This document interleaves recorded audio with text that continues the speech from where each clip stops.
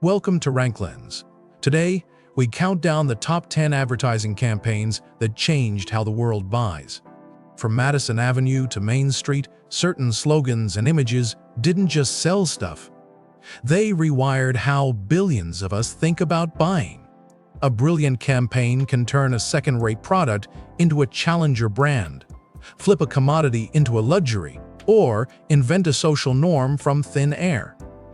We're counting down 10 advertising campaigns that didn't just move product, they moved culture. Each one shifted what consumers believe they deserve, what they desire, or who they think they are. This is the countdown, where creativity, strategy, and ruthless insight met the mass market. And everything changed. Let's go. At number 10, Avis and their slogan, "We try harder."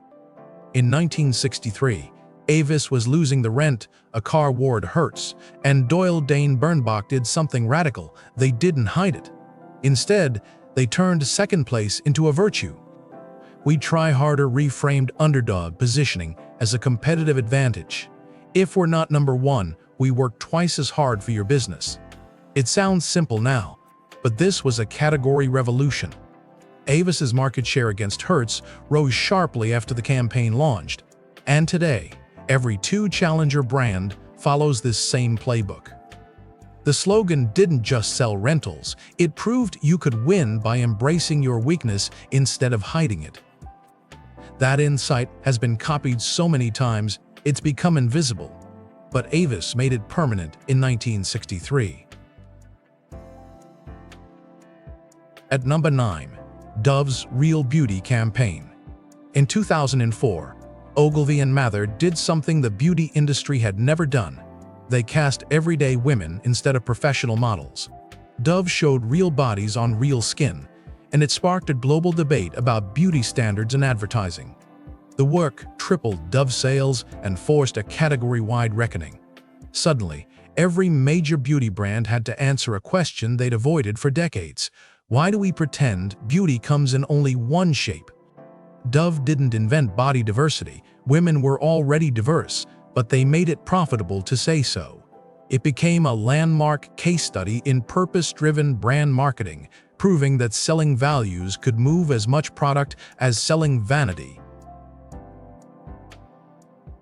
At number 8, Absolut Vodka and their bottle. Vodka is vodka. It's legally required to be odorless and tasteless. So in 1981, TPWA faced an impossible problem. How do you sell a commodity? The answer was to make the bottle itself the star.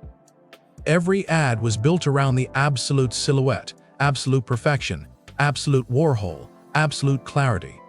The long-running series produced well over 1,000 unique executions, each one treating that shape like high art. Absolut didn't sell vodka. It sold the idea that ordinary objects could become premium through design and repetition. That insight blueprinted how every luxury lifestyle brand works today. By the time the campaign ended, Absolut had helped vodka overtake many established spirits in the United States. At number 7, California's Got Milk campaign. In 1993, Goodbye, Silverstein and Partners created this one for California dairy farmers, and it did something extraordinary. It rescued a declining commodity. Milk consumption had been sliding for decades, but this campaign reframed the drink from everyday necessity into a pop culture icon. The milk mustache celebrity extension became a print advertising phenomenon, and Got Milk hit roughly 90% awareness in just a few years. More than that, it stamped Got X into everyday consumer language. Now every brand, every politician, every meme echoes that format. It rescued milk, but it also proved that a simple question mark could become a cultural template. At number 6, Coca-Cola's The Pause That Refreshes. The slogan launched in 1929, right as the Great Depression was crushing America. And Coca-Cola made a brilliant move. They didn't sell the product, they sold the moment. The pause that refreshes reframed Coke as an everyday ritual, a 5-minute break from struggle. Not a luxury. Not a luxury good for the rich, but a democratic ritual anyone could afford. The line ran in variations for decades across print and radio, and it worked because it spoke to something deeper than thirst. Coke didn't just make a fizzy drink, it made a fizzy drink the default American ritual, and that habit embedded itself into daily life worldwide. Few slogans have run as long or reshaped consumer behavior as durably. At number 5, Apple, 2 campaigns that saved the company. Ridley Scott directed 1984 for Super Bowl XVI, a dystopian thriller that positioned Apple as the rebel fighting corporate conformity. 13 years later, when Steve Jobs returned to Apple, the company was nearly dead, so they launched Think Different, reintroducing the brand through portraits of Einstein, Gandhi, Lenin. Both campaigns tied Apple to creative, nonconformist identity, not specs, not price, but identity. 1984 proved that tech marketing didn't have to live in spec sheets, and Think Different reset the entire category. Today, every tech brand sells identity first and specs second. Apple didn't invent that rule, they did, and the entire industry copies it still. At number 4, Nike's Just Do It. In a Portland meeting in 1988, Wyden plus Kennedy coined 3 words that would reshape global commerce. Just do it didn't describe the shoes, it described the person wearing them. Nike sold athletic gear to athletes, sure, but this campaign turned athletic gear into identity wear. The line became a universal shorthand for personal motivation and action, borrowed by everyone from Peloton to self-help gurus. Nike's U.S. athletic shoe share climbed sharply during the campaign years, and the company didn't just win the market. They minted the lifestyle sport commerce category, now worth hundreds of billions globally.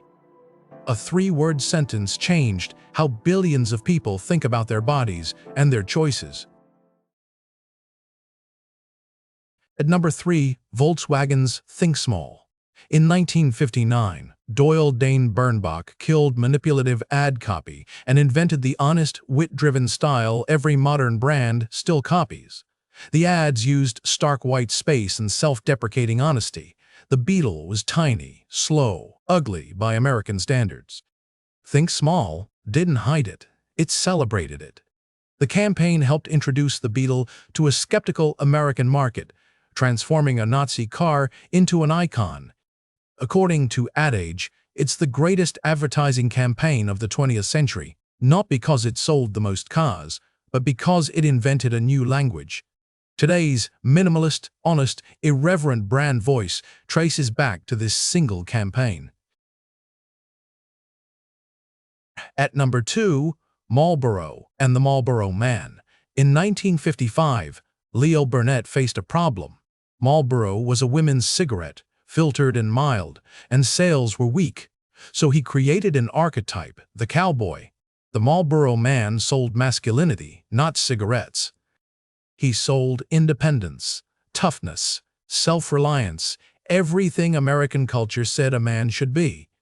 The rugged image helped make Marlboro the world's best-selling cigarette, and the Marlboro Man became one of advertising's most recognized characters. Marlboro flipped a women's brand into a global powerhouse by selling an identity so strong it overshadowed the product itself. The irony and the tragedy is that selling identity worked so perfectly. Billions of people bought a deadly product in the name of being someone they thought they should be. At number 1, De Beers and A Diamond is Forever. This one stands alone because it didn't sell an existing desire, it manufactured one from scratch. In 1948, diamonds were rare, yes, but they weren't the default engagement ringstone. Francis Garrity of NWI. Air wrote the slogan in a single night, and it did something advertising almost never does. It created a new global norm. A diamond is forever cemented diamonds as the default engagement ringstone worldwide, turning a rare stone into a multi-billion-dollar category. According to Advertising Age, It's the slogan of the 20th century, not because it sold the most, but because it rewired human ritual. De Beers didn't respond to consumer demand. They created it. They convinced billions of people that a clear carbon crystal was the ultimate expression of love. That's not advertising, that's alchemy. These 10 campaigns reveal something uncomfortable about how culture actually works. Great advertising doesn't respond to what people want. It creates what people believe they should want. From Avis proving that weakness can be strength, to De Beers inventing an entire ritual from nothing, these campaigns didn't just move product, they rewired human behavior and belief. The line between commerce and culture is blurrier than we think, and the brands that last are the ones that understand something fundamental. People don't buy products, they buy identity, ritual, and meaning. These 10 campaigns did that so well, they became invisible, baked into how we think about ourselves. That's the real power of great advertising. And that's the top 10 advertising campaigns that changed how the world buys. If you enjoyed this countdown, subscribe to RankLens for more.